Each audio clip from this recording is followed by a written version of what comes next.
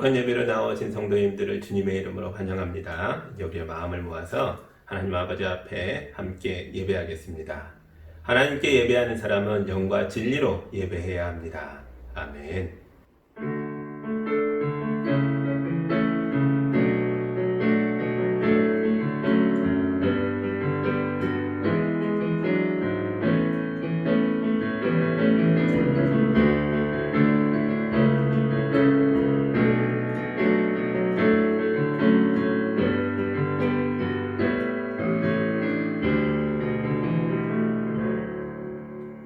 하나님 아버지, 거룩한 주님의 날, 주의 자녀들이 나옵니다. 주님도 우리 가운데 임자여 계신 줄 믿습니다. 우리에게 하늘의 은혜와 주의 사랑을 가득 부어 주시옵소서. 예수님 이름으로 기도합니다. 아멘. 찬송가 19장 함께 하겠습니다.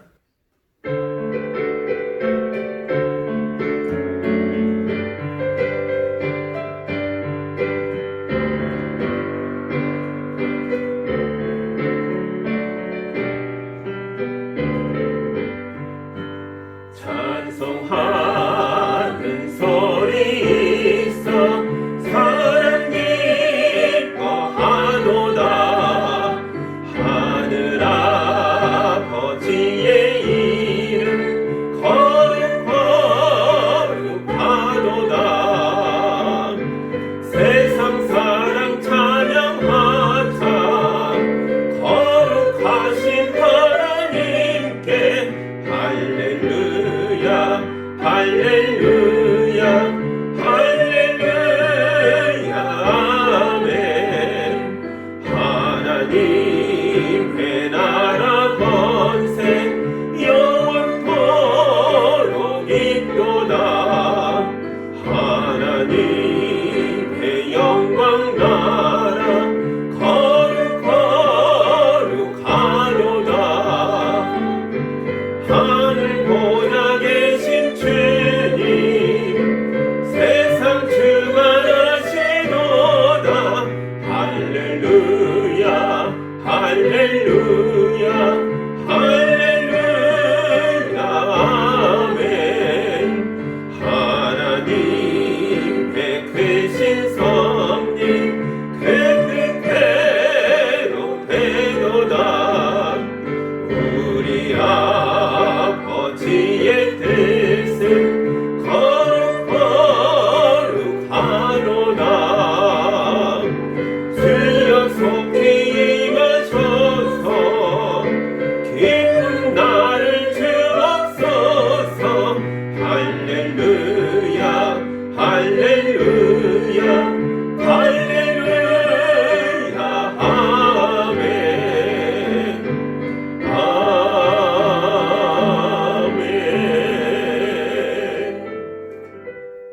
우리의 마음을 모아 함께 기도할 때 지난 한 주간을 되짚어 보시며 주님 앞에 오기에 부끄러운 것들이 있었다면, 예배자로 서기에 하나님 앞에 온전치 못한 것들이 있었다면 이 시간 다 고백하고 용서받고 예배자다움을 회복하는 기도를 함께 드리겠습니다.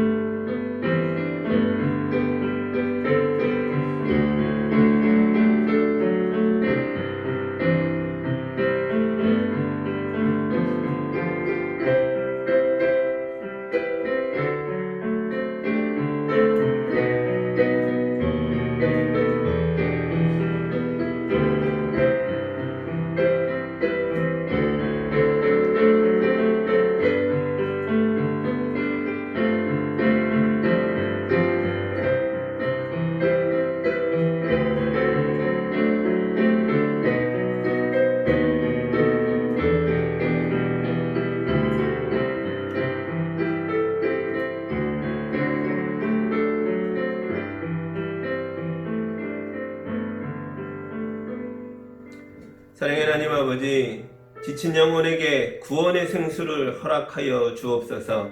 하늘의 소망을 가지고 살게 하여 주옵소서. 주님, 우리가 물 없는 사막을 건너는 것처럼 거칠고 메마른 인생을 살다 왔습니다. 주님, 악이 다툼하느라 우리의 입이 거칠어졌고 우리 속에 가득했던 악들이 우리의 손으로 행해졌습니다. 주여, 성찰도 없고 어리석게 살다 온 우리를 불쌍히 여겨 주옵소서. 주님, 정말 죄송한 마음으로 예배하고 있습니다. 우리가 이웃에게 고통을 주었습니다. 우리의 자유만을 주장할 뿐 다른 사람의 고통에 외면했습니다. 자녀의 특권만 주장할 뿐 우리 하나님의 가슴 아프심을 한 영혼 한 영혼을 회복하기 위해 예수가 이 땅에 오셨음을 잊어버린 채 살다 왔습니다. 우리의 입이 교만했습니다. 우리의 마음이 이기심으로 가득했습니다. 우리가 행동하는 모든 것들이 철없는 아이처럼 나만을 위한 행동들이었습니다. 주여, 우리를 불쌍히 여겨 주옵소서. 이제 이웃의 고통에 눈을 뜨고 우리의 손을 내밀어 예수님처럼 말하며 행동하는 주의 자녀다움을 회복할 수 있도록 도와주시옵소서. 예수님 이름으로 기도하옵나이다. 아멘. 이제 우리 주님의 용서와 치유와 화해의 말씀을 드리시기 바랍니다. 주님은 너의 모든 죄를 용서해 주시는 분, 모든 병을 고쳐주시는 분, 생명을 파멸해서 속량해 주시는 분, 사랑과 자비로 단장하여 주시는 분, 평생을 좋은 것으로 흡족히 채워주시는 분, 내 젊음을 독수리처럼 늘 새롭게 해 주시는 분이시다. 아멘. 사도신경으로 우리의 신앙을 함께 고백하겠습니다.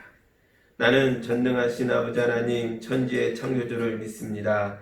나는 그의 유일하신 아들 우리 주 예수 그리스도를 믿습니다. 그는 성령으로 잉태되어 동정녀 마리에게서 나시고 본디오 빌라도에게 고난을 받아 십자가에 못 박혀 죽으시고 장사된 지 사흘 만에 죽은 자 가운데서 다시 살아나셨으며 하늘에 오르시어 전능하신 아버지 하나님 우편에 앉아 계시다가 거기로부터 살아있는 자와 죽은 자를 심판하러 오십니다. 나는 성령을 믿으며 거룩한 공교회와 성도의 교제와 죄를 용서받는 것과 몸의 부활과 영생을 믿습니다. 아멘. 찬송가 327장 함께 하겠습니다.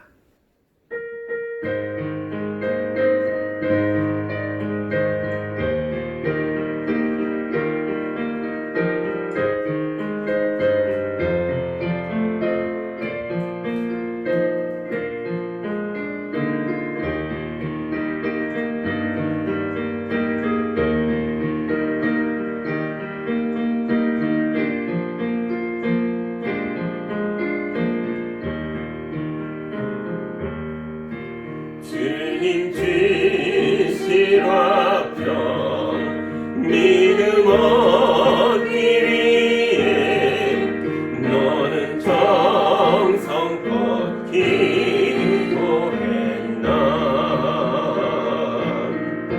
주의 제단 앞에 모두 바치기 전 복을 받을 줄 생각하라. 주의 제단에 산제사 드린 후에 주의 맘을 주장하여 주의 뜻을 따라 그와 동행하면 영생 복락을 누리겠네. 주의 맑은 빛에 항상 활동하며 선한 사업을 힘쓰겠나. 자유 얻으려면 주의 뜻을 따라 너의 모든 것 희생하라. 주의 제단에 산제사 드린 후에 주의 맘을 주장하니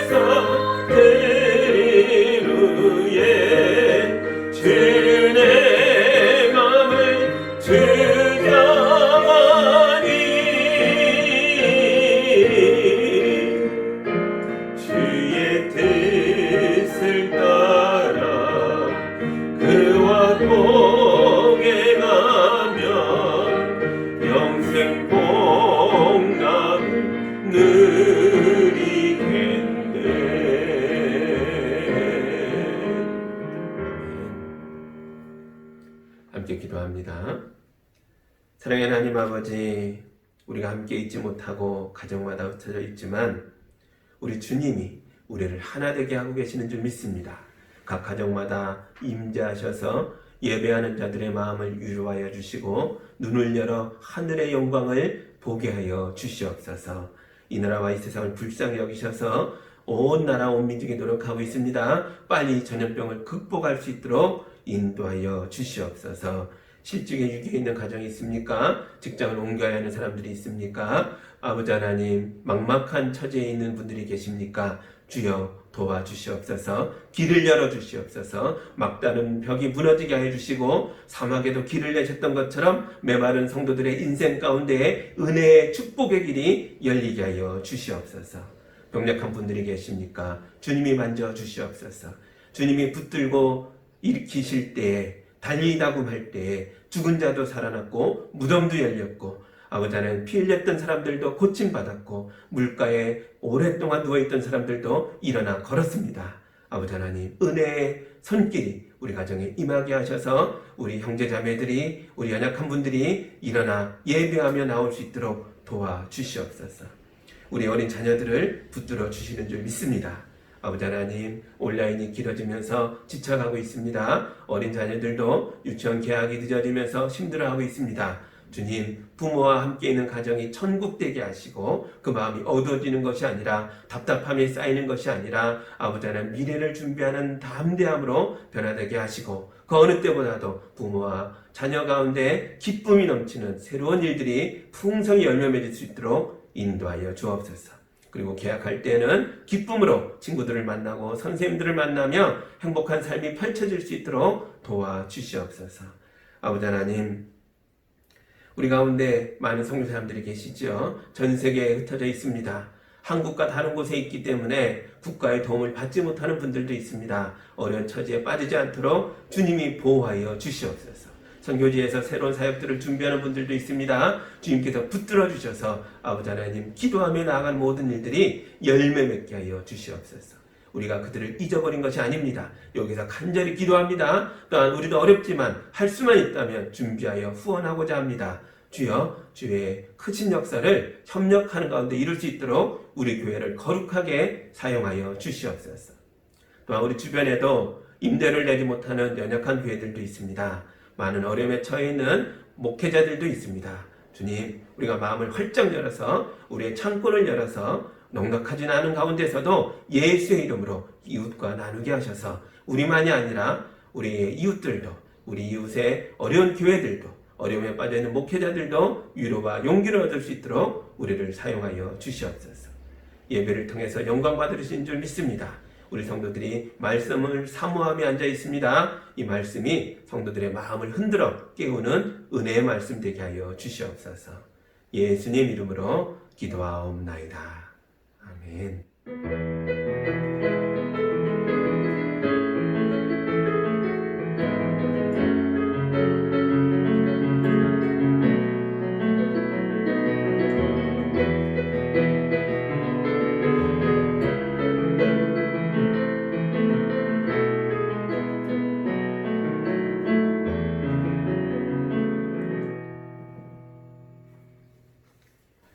하나님의 말씀 같이 보겠습니다. 오늘 우리에게 주시는 주님의 말씀은 사도행전 21장 15절부터 26절의 말씀입니다. 사도행전 21장 15절에서 26절의 말씀입니다. 이 하나님의 말씀을 봉독하겠습니다. 이렇게 거기서 며칠을 지낸 뒤에 우리는 행장을 꾸려서 예루살렘으로 올라갔다. 가이사랴에 있는 제자 몇 사람도 우리와 함께 갔다. 그들은 우리가 묵어야 할 집으로 우리를 안내하여 나손이라는 사람에게 데려다 주었다. 그는 키프로스 사람으로 오래전에 제자가 된 사람이었다. 우리가 예루살렘에 이르니 형제들이 우리를 반가이 맞아주었다. 이튿날 바울은 우리와 함께 야고보를 찾아갔는데 장로들이 다 거기에 있었다. 바울은 그들에게 인사한 뒤에 자기의 봉사활동을 통하여 하나님께서 이방 사람 가운데서 행하신 일을 낱낱이 이야기하였다.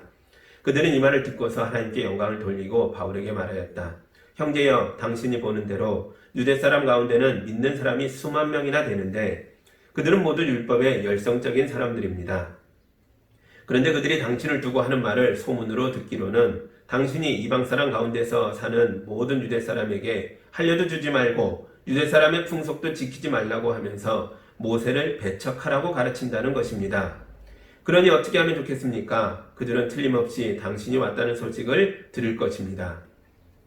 그러므로 당신은 우리가 말하는 대로 하십시오. 우리 가운데서 하나님 앞에 스스로 맹세한 사람이 넷 있습니다. 이 사람들을 데리고 가서 함께 정결 예식을 행하고 그들이 머리를 깎게 하고 그 비용을 대십시오. 그러면 사람들은 모두 당신의 소문이 전혀 사실이 아니며 도리어 당신이 율법을 지키며 바로 살아가고 있다는 것을 알게 될 것입니다. 신도가 된 이방 사람들에게는 우상의 제물과 피와 목매어 죽인 것과 음행을 삼가야 한다는 것을 우리가 결정해서 써보냈습니다. 그래서 바울은 그 다음날 그 네 사람을 데리고 가서 함께 정결 예식을 한 뒤에 성전으로 들어갔다. 그리고 정결 기한이 차는 날짜와 각 사람을 위해서 예물을 바칠 날짜를 신고하였다.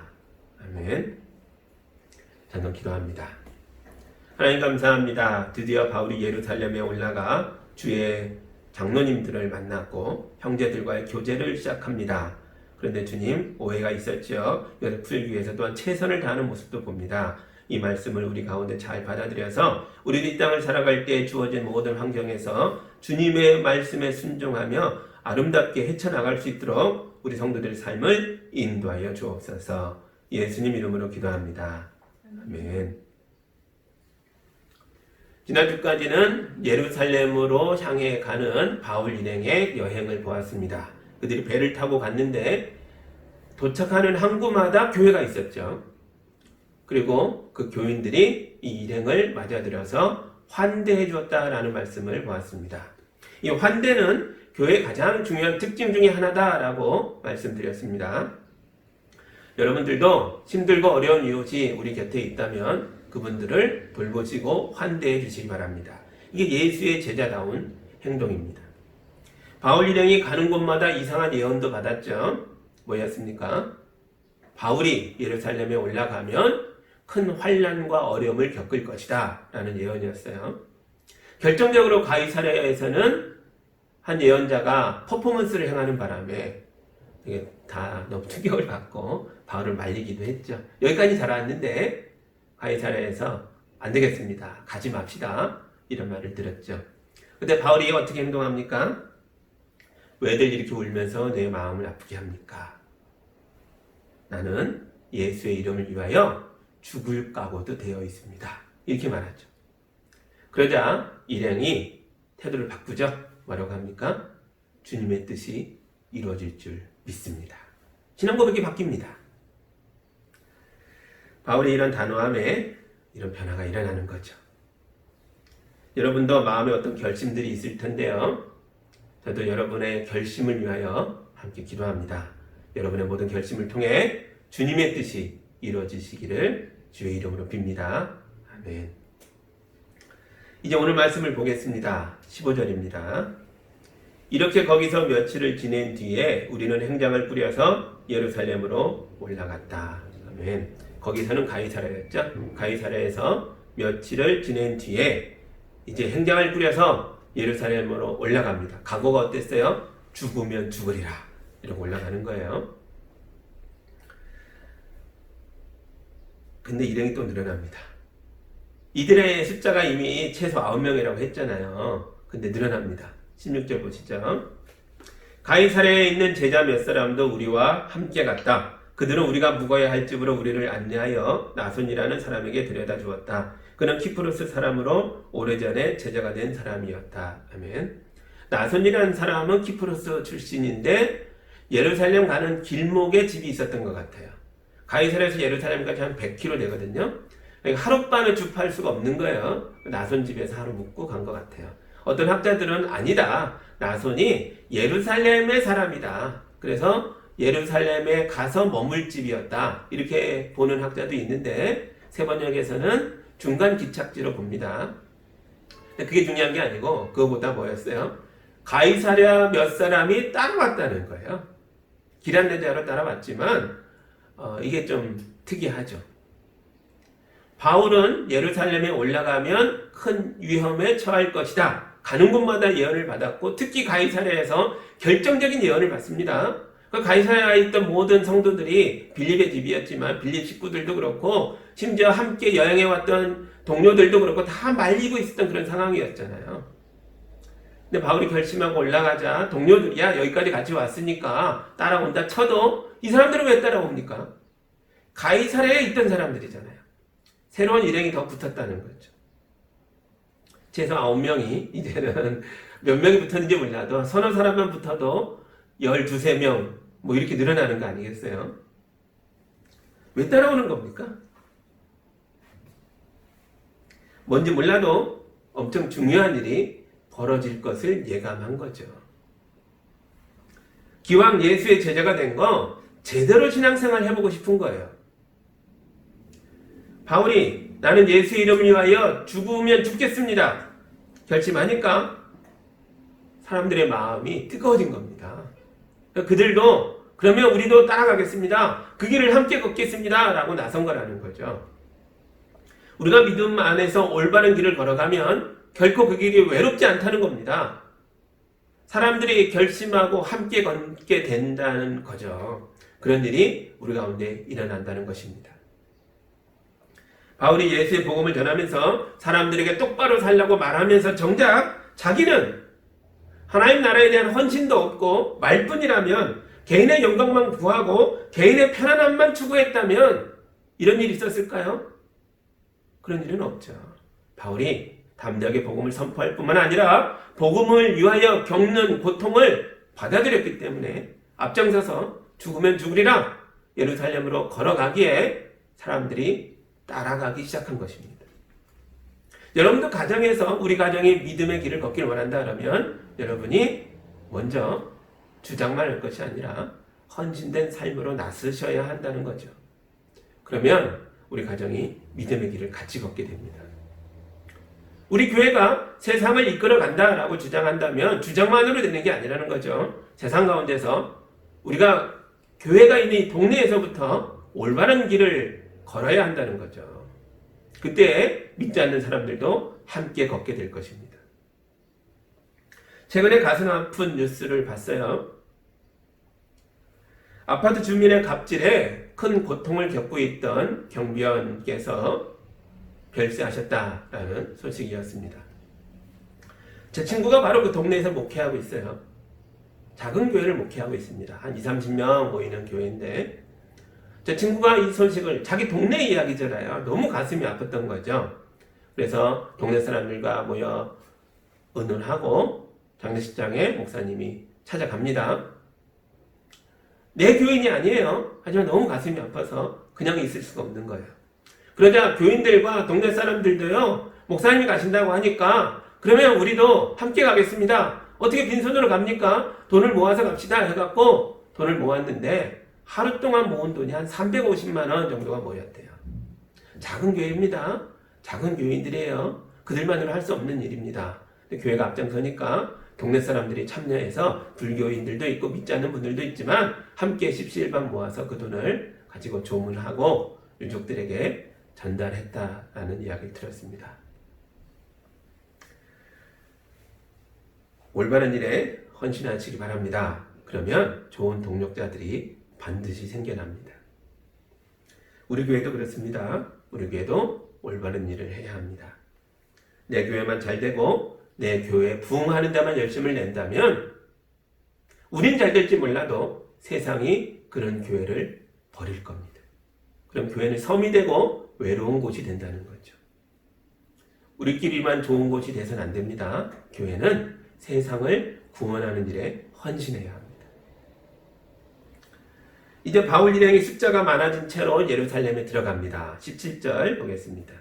우리가 예루살렘에 이르니 형제들이 우리를 반가이 맞아주었다. 아멘. 이게 교회죠. 예루살렘 교회도 이 일행을 반가이 맞아줬습니다. 환대해 준 겁니다. 이제 익숙하죠. 아, 교회는 이런 곳이구나. 사람들이 오면 계속 환대하는 건 이제 가는 곳마다 보는 곳마다 그런 일이 일어나고 있다라는 걸 익숙하게 보고 있습니다. 그런데 아직 예언이 이루어진 것 같지는 않죠. 바울이 예루살렘에 가면 큰 고통을 겪을 거야 라는 예언이 계속 있는데 지금은 환대부터 있어요. 교인들이 기뻐합니다. 좋아합니다.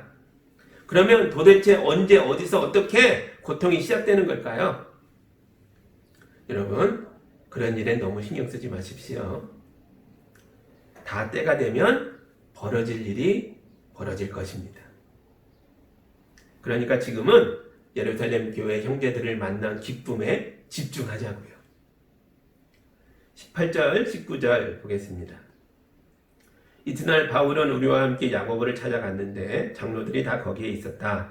바울은 그들에게 인사한 뒤에 자기의 봉사활동을 통하여 하나님께서 이방 사람 가운데서 행하신 일을 낱낱이 이야기하였다. 아멘.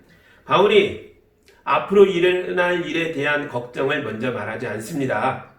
그건 그때 가보면 알겠죠. 그럼 지금 뭐합니까? 교인들에게, 특히 야고보와 교회 장로들에게 선교 보고를 합니다. 이게 굉장히 중요한 활동이에요. 왜냐? 사도행전 15장에서 이미 봤잖아요. 이방인들이 예수 믿게 됐다는 것 때문에 예루살렘 교회가 큰 충격을 받죠. 이들은 유대인 중심인데 이방인도 구원을 받아? 이방인을 맞아들일 준비가 안 돼 있었던 거예요.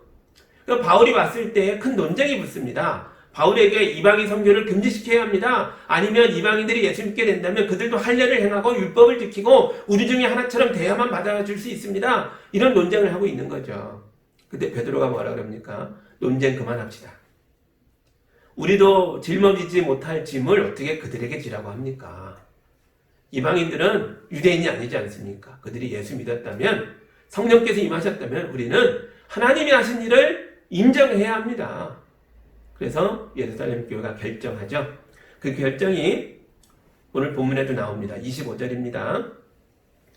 신도가 된 이방 사람들에게는 우상의 제물과 피와 목매어 죽인 것과 음행을 삼가야 한다는 것을 우리가 결정해서 써보냈습니다. 이게 15장에 있던 그 이야기, 그 결론이죠. 이방인들은 율법 안 지켜도 돼. 할례 안 받아도 돼. 대신에 이 네 가지만 좀 하자. 간단한 규칙만 줍시다. 라고 인정한 거죠.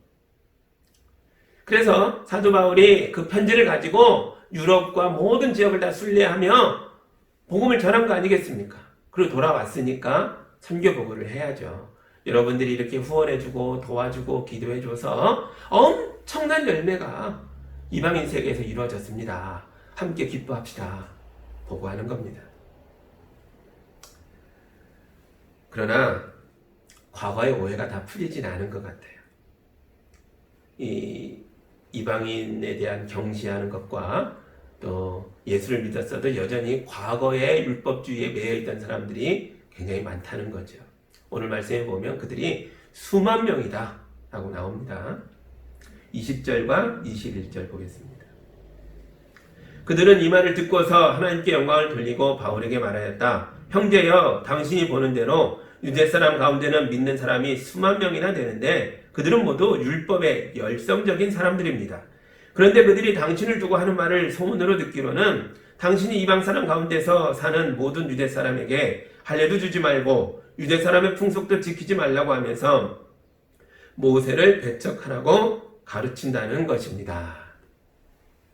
놀랍게도 예루살렘 교회의 많은 교인들이 바울의 선교 보고를 좋아하지 않는다는 거예요.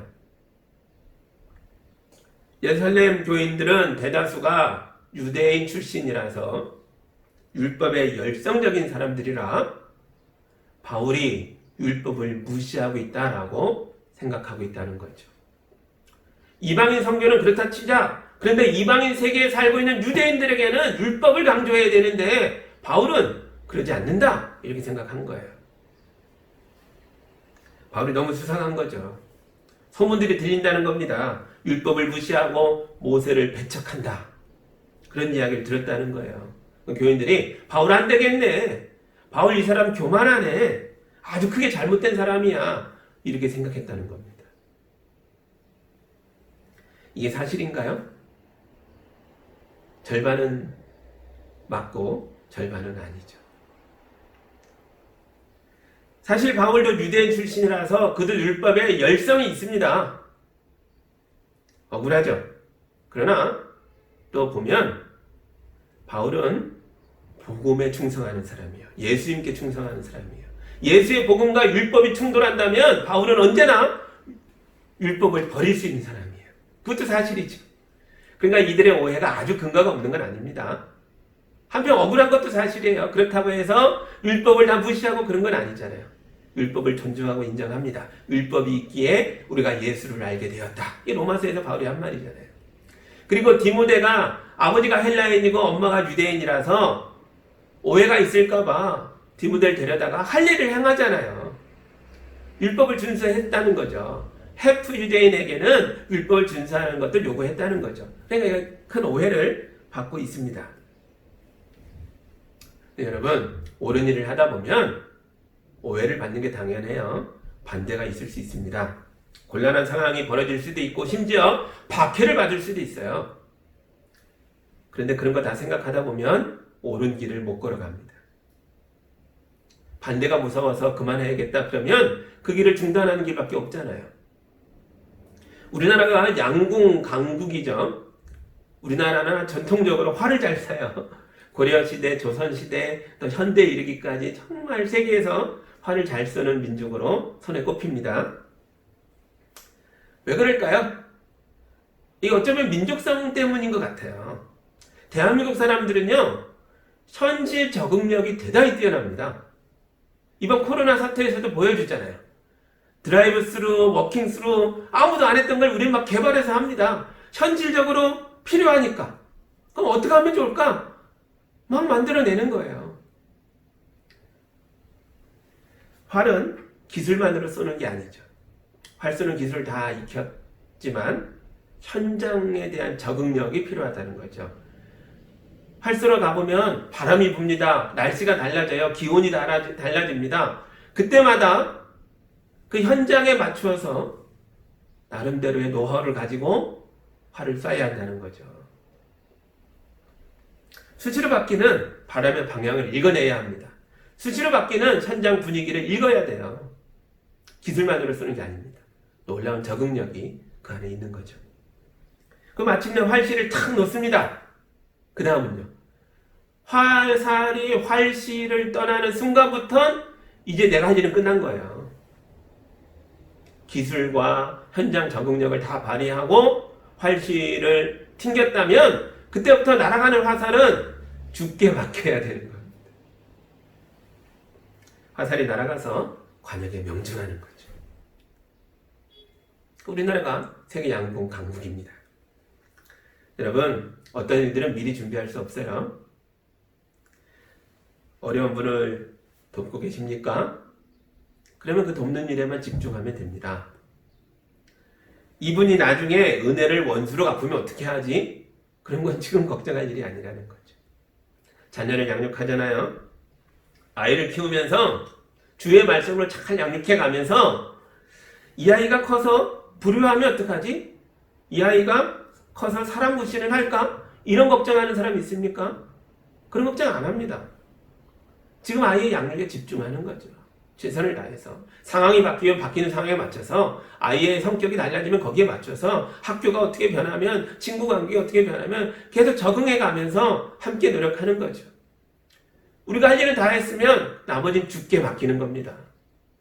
화살이 활실을 떠나는 순간 우리가 개입할 수가 없어요. 그 다음부터는 주님의 역할입니다. 주님이 우리가 목표로 하는 관역에 인도하실 줄 믿고 우리는 오늘 우리 할 일을 실천하면 됩니다. 바울도 그랬습니다. 23절과 24절 보겠습니다. 그러므로 당신은 우리가 말하는 대로 하십시오. 우리 가운데서 하나님 앞에 스스로 맹세한 사람이 넷 있습니다. 이 사람들을 데리고 가서 함께 정결 예식을 행하고 그들이 머리를 깎게 하고 그 비용을 대십시오. 그러면 사람들은 모두 당신의 소문이 전혀 사실이 아니며 도리어 당신이 율법을 지키며 바로 살아가고 있다는 것을 알게 될 것입니다. 교회가 바울에게 나실인 서원을 한 4명이 있는데 그들이 서원을 마치고 하나님 앞에 예식을 행할 때 드는 비용을 바울 보고 대신 내주십시오 라고 말하고 있다는 거죠. 이걸 권면합니다. 이건 이 배경을 좀 알아야 돼요. 유대인들은 하나님께 맹세한 게 있으면 맹세가 완성되고 나면 성전에 가서 감사 예식을 행합니다. 그때 양을 잡고 여러 가지 제물을 바치고 또 머리도 깎으면서 예식을 행하는데 이게 많은 비용이 든다는 거죠. 돈이 들어요. 가난한 사람은 서원을 실천하고도 예식을 행할 비용이 없는 거예요. 그때 부자가 돈 있는 사람이 그 비용을 대신 내주잖아요. 그럼 유대인들이 생각한다는 거죠. 저 부자는 부자임에도 불구하고 참 경건한 사람이다. 가난한 사람의 성전 비용을 대신 내주는 건 이걸 아주 경건한 행위라고 인정하고 있다는 거죠. 바울에게 이거 하라는 거예요. 성도들이 오해하고 있으니까 오해를 풀기 위해서라도 이 돈을 대신 내주십시오. 그러면 성도들이 바울도 율법을 준수하는 경건한 사람이구나 인정해 줄 겁니다. 이런 권면을 받고 있어요. 어떻게 하겠습니까? 바울은 합니다. 알겠습니다. 순종합니다. 4명이면 엄청난 비용이 들어요. 바울이 부자가 아니잖아요. 바울도 돈이 떨어지면 자기 쓸 걸 자기가 노동해서 벌어서 쓰던 사람이에요. 이 4명의 비용을 댈 만큼 여유를 가진 사람이 아니라고요. 그런데 합니다. 교회의 요청에 순종합니다. 왜요? 이 일을 통해서 형제들과의 오해를 풀 수만 있다면, 그래서 화해할 수만 있다면 큰 손해를 감당하겠다는 거예요. 26절 보시죠. 그래서 바울은 그 다음날 그 4사람을 데리고 가서 함께 정결 예식을 한 뒤에 성전으로 들어갔다. 그리고 정결 기한이 차는 날짜와 각 사람을 위해서 예물을 바칠 날짜를 신고하였다. 아멘. 언제요? 그 다음날 바로 실천했다는 거예요. 그들과 함께 성전에 갔고요. 그리고 성전의 담당자들을 만나서 약속을 정합니다. 7일 후에 예식을 다 마치는 기간까지 7일이 걸리거든요. 7일 후에 온전한 예식을 다 드릴 수 있도록 절차를 의논했다는 거죠. 그리고 그 7일 동안은 뭐 할까요? 요즘 말로 자가격리합니다. 예식을 준비하는 기간 동안 사람들을 만나지 않고 목욕하고 자기 경건 생활을 유지하면서 깨끗하게 하는 기간을 갖는다는 거죠. 바울도 합니다. 바울은 할 필요 없잖아요. 그런데 4사람의 후견인으로 약속했기 때문에 돈만 내는 게 아니라 이들의 경건 기간을, 이 정결 예식 기간을 같이 하는 거예요. 자기 서원이 아닌데도 하는 겁니다. 그래서 요즘 말로 바울도 7일간의 자가격리 기간을 갖습니다. 바울이 이 일을 왜 합니까? 자기를 위해서요? 아닙니다. 첫째, 예수님을 위해서 하는 거예요. 안 해도 되지만 오해를 풀기 위해서, 교회를 위해서 하는 거예요. 형제들과 하나됨을 위해서. 그리고요, 이웃을 위해 하는 겁니다. 예루살렘의 많은 사람들이 성전 중심으로 살아가는데 그들 앞에 거슬리지 않도록, 그들 중에 오해가 없도록 바울도 노력하는 거예요. 코로나 사태를 맞이하면서 자가격리하는 일이 많아졌죠. 바이러스에 감염된 사람만이 아니라 그들과 접촉한 사람도 검사상 음성이라 할지라도 2주 동안 자가격리하면서 추이를 지켜봅니다. 외국에서 온 사람들도 바로 사회활동을 하는 게 아니고 자가격리를 가져야 하죠. 이게 얼마나 불편합니까? 비용도 드는 일이잖아요. 힘들어요. 내가 병에 걸린 것도 아닌데, 열이 있는 것도 아닌데 왜 내가 사회활동 못하고 갇혀있어야 되냐? 그런 생각할 수 있죠. 그러나 해야 합니다. 왜요? 이웃을 위해서 하는 거예요. 자가격리는 나와 내 가족과 이웃을 지키기 위해서 하는 거예요. 마스크 왜 씁니까? 이거 불편하잖아요. 젊은 사람들은 그런 얘기 해요. 나 걸리려면 걸린다. 아파도 내가 아프지 뭐 상관없어. 아니요, 상관이 있습니다. 나만의 문제가 아니라 내 가족과 내 이웃의 문제가 되거든요.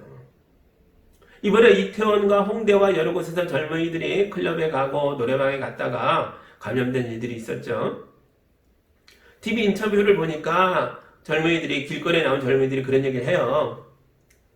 괜찮다는 거예요. 젊은 사람들은 많이 안 아프대요. 또 걸리면 할 수 없죠 뭐. 이런 얘기를 하는데 할 수 없는 게 아닙니다. 벌써 감염자들이 그들의 부모, 그들의 이웃, 또 그들이 가르치던 학생들에게 전염됐잖아요. 늘어났잖아요. 2차가 3차까지 갔다고 합니다. 나만의 문제가 아니라는 거죠. 전 세계가 힘든 시기를 보내고 있습니다. 이럴 때 별거 아니지만 마스크 쓰고 또 위험한 상황에서 스스로 자숙하고 자가격리하는 거요. 이게 바로 경건한 활동이에요. 이웃에 대한 사랑입니다.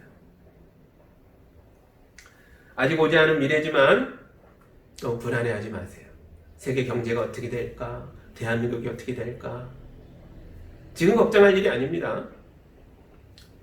우리가 지금 할 일은요, 목표를 분명히 하는 거예요. 상황이 계속 바뀌어도 목표만 분명하다면 우리는 이 현실을 극복해 나갈 수 있습니다. 사도 바울은 그렇게 했잖아요. 예수님도 그렇게 하셨잖아요. 예수의 복음을 위해 헌신하며 하나님 나라만을 향해 뚜벅뚜벅 걸어갈 때에 덮쳐오는 모든 상황은 적응하며 극복해 나가는 대상이 된다고요. 둘째, 복잡한 현실은요, 그때그때 기도하면서 주님이 주시는 지혜를 받아가면서 대응하면 됩니다. 오해가 있으면 오해를 풀고, 요청이 있으면 할만하면 하면 되는 거예요. 또 안 할 것 같으면 안 하면 되는 겁니다. 주어지는 상황 속에서. 이 모든 영향력 안에서 말씀 붙들고 기도하면서 대처해 가는 거예요. 마태복음을 보면 예수님이 이런 말씀하셨습니다. 너희는 먼저 하나님의 나라와 하나님의 의를 구하여라. 그리하면 이 모든 것을 너희에게 더하여 주실 것이다. 목표를 분명히 하는 거죠. 하나님의 나라와 하나님의 의를 구하라. 목표를 분명히 해라. 그 다음 말씀이 이렇게 되어 있어요. 그러므로 내일 일을 걱정하지 말아라. 내일 걱정은 내일이 맡아서 할 것이다. 한날의 괴로움은 그날에 겪는 것으로 족하다. 아멘. 내일 일은 모릅니다. 걱정하지 말라는 거예요. 모르는 걸 걱정하지 말라는 거예요. 어떻게 될까? 불안해하지 말라는 거예요. 오늘 주어진 일에 목표를 위해서 나아가는 발걸음에 주어진 오늘의 현실에 충실했으면 그날의 괴로움은 그날로 족하다는 거예요. 주님 안에서 편안히 잘 주무시라는 겁니다. 그러니까 여러분, 불안한 미래에 대해서 너무 걱정하지 마세요. 나중 일은 나중에 생각하세요. 지금 당장 내 눈앞에 있는 옳은 일에 집중할 때입니다. 하나님의 나라는 관역과 같아요. 그 관역에 집중하세요. 여러분이 하늘의 소망을 가지고 올바른 목표에 집중하며 살아갈 때에 현실의 모든 어려움을 극복하게 될 줄 믿습니다. 내가 여기까지 했으면 나머지는 주님이 활시를 떠난 화살이 관역에 명중하는 건 주님이 인도하실 줄 믿습니다. 주의 안에서 오늘도 편안한 하루가 되시기를 주의 이름으로 축복합니다. 아멘. 기도하겠습니다. 사랑의 하나님 아버지 감사합니다. 사도 바울이 예수의 복음, 형제가의 하나됨, 이것에 집중하며 모든 일을 해나가는 걸 봅니다. 주님, 예루살렘 교회에 왔지만 성도들의 오해가 있었고 여러 가지 불편함이 있었죠. 희생과 헌신을 요구하기도 합니다. 바울이 감당합니다. 주어진 현실에 그때그때 반응하면서 올바른 목표를 향해서 뚜벅뚜벅 걸어갑니다. 주님이 인도하는 사람의 모습을 우리가 배웠습니다. 이제 우리 성도들 차례인 줄 믿습니다.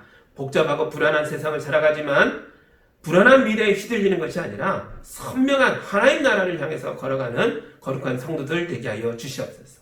한 발 한 발 뗄 때에 주어진 환경 속에서 최선을 다할 때에 이 모든 일들이 쌓여서 은혜의 길이 하나님이 역사하시는 놀라운 일들이 이루어지게 하여 주시옵소서. 예수님 이름으로 기도하옵나이다. 아멘.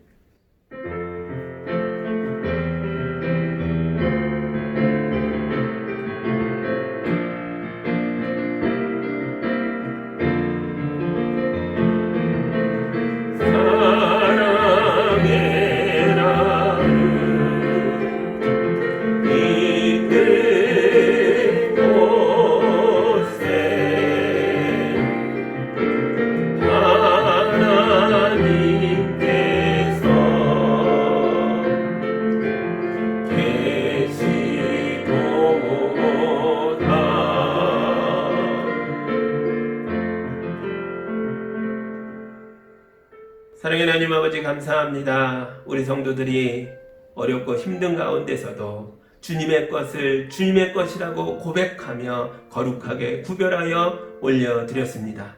10의 1조로 여러가지 감사헌금으로 또 간절한 기도 제목으로 또 선교사님들을 위하여 어려운 이웃들을 위하여 헌물하였습니다.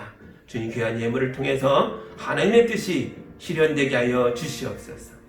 예수의 이름으로 세워진 우리 교회가 든든히 서가게 하여 주시고 이웃을 향해 주님의 이름으로 손을 뻗칠 때에 고통받는 이웃들의 눈물을 닦아주게 하여 주시며 우리 교회 활동을 통해 하나님의 나라가 이 땅에 임하고 있음을 보여주게 하여 주시옵소서. 우리 성도들의 마음을 담대하게 붙들어 주시고 연약한 육체를 주님이 건강하게 인도하여 주시며 땀 흘려 수고하는 모든 일들이 복이 되게 하여 주시옵소서. 예수님 이름으로 축복하며 기도하옵나이다. 아멘.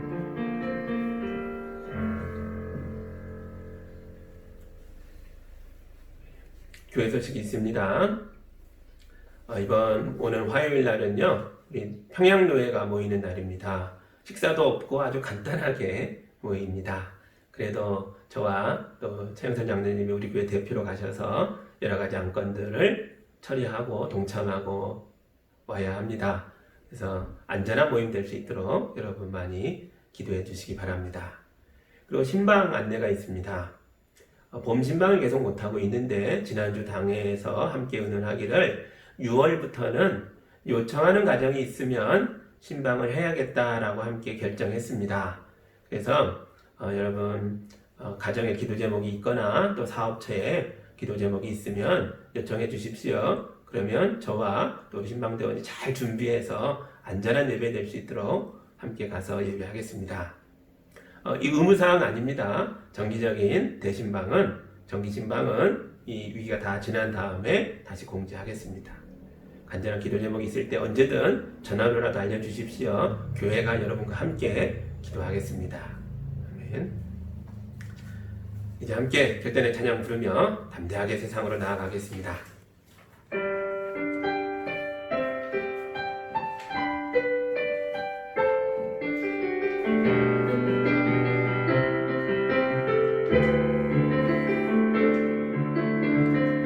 이 땅에 내 삶이 비록 버겁더라도 주님의 선하심 나 믿으며 가리. 이 작은 자통에 주가 이뤄가시니 감사로 사는 삶 나 살기 원하네. 내 삶의 시간 속에 주 일하시네.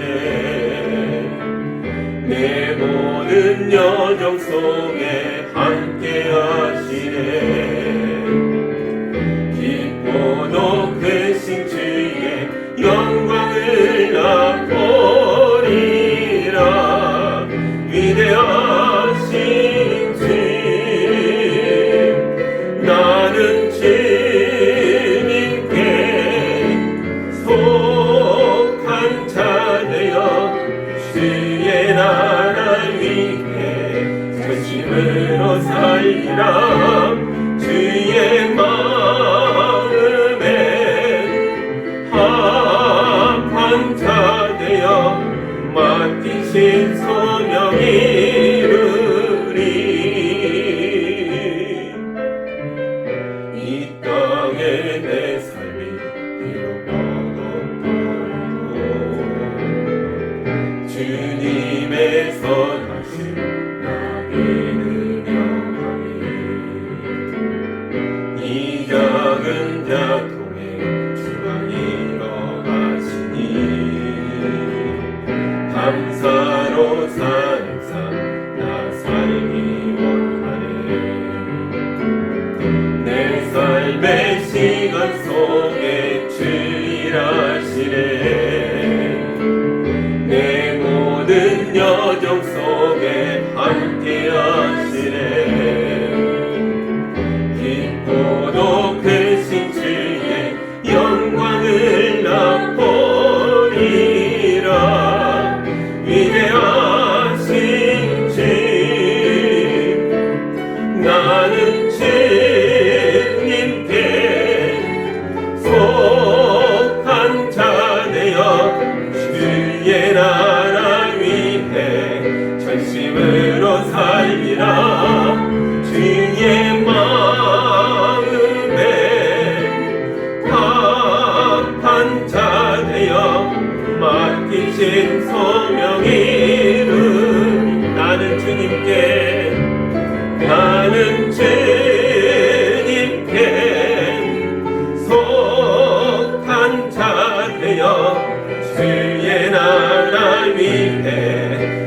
힘으로 살리라.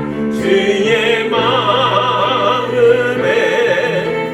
합한 자 되어 맡기신 소명이 이루리.